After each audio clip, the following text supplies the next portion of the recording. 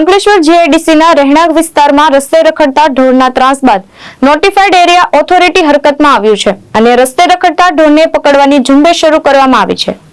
અંકલેશ્વર ઔદ્યોગિક વારસાહતના રહેણાંક વિસ્તારમાં રખડતા પશુઓનો ત્રાસ જોવા મળી રહ્યો છે।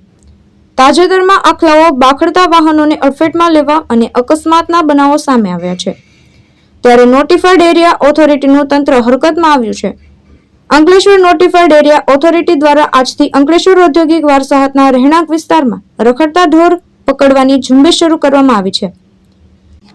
આ ઝુંબેશ દરમિયાન ઢોર માલિકો સાથે ઘર્ષણ ન સર્જાય એ માટે પોલીસ બંદોબસ્ત પણ સાથે રાખવામાં આવ્યો હતો। આગામી દિવસોમાં પણ આ ઝુંબેશ યથાવત રાખવામાં આવશે, સાથે જ ઢોરના માલિકો સામે દંડનીય કાર્યવાહી પણ કરવામાં આવશે।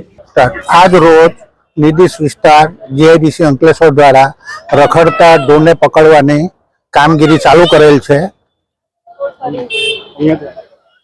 જેમાં પોલીસ સ્ટાફ તેમજ નિર્દિષ્ટ વિસ્તારના સ્ટાફ મિત્રો આ સાથે કામગીરીમાં જોડાઈને કામગીરી કરી રહેલ છે, જે દર 7 દિવસે કે 15 દિવસે આ ડ્રાઈવ ચાલુ રહેશે।